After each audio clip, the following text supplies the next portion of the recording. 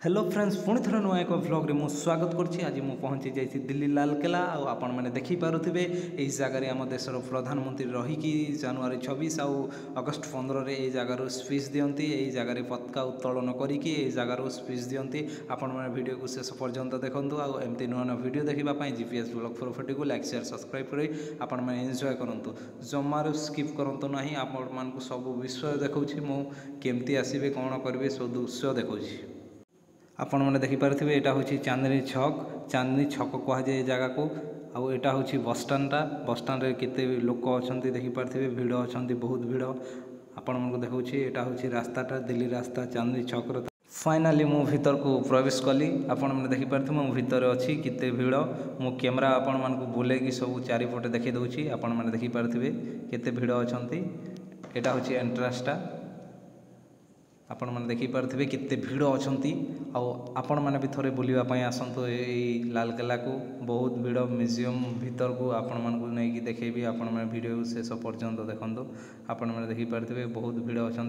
आपण मानक left side भी नहीं जीवी राइट साइड भी नहीं जीवी। आपण मैंने वीडियो रे शेष पर्यंत देखो। यही किला को जी तैयारी करथिले तांको नाम होची शाहजहाँ सार ने जितेबाला ए किला को निर्माण करने आरंभ करते से समय 1639 मसीहा चली जितेबाला शेष होता से समय 1648 मसीहा चली केवल 9 वर्ष ए किलाटा निर्माण तैयारी गला।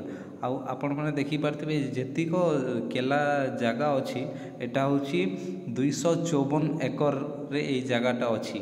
आपण मैंने देखिपारे यही केलार 4टी गेट अच्छी Delhi gate Salem gate Jamuna gate और लोहर गेट।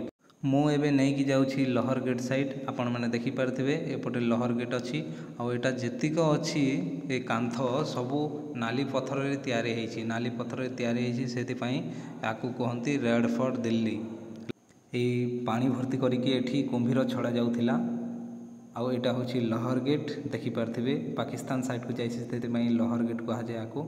आउ केड़े बड़ कांथ तो देखिपारे आपण मैंने।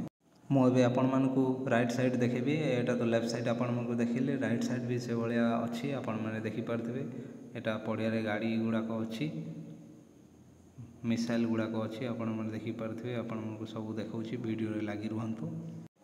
दिन को ये देखापी लक्ष लक्ष लोक आसती बहुत बहुत दूर जगार माने आउट ऑफ कंट्री रू देखापी आसती। जेहेतु बहुत बढ़िया जाए म्यूजियम अटे। एटा हूँ आम देशर बहुत बड़ म्यूजियम से अनेक अनेक दूर लोक देखापी आसती। वीडियो रे तो देखिपारे केते भिड़ अच्छा लोक।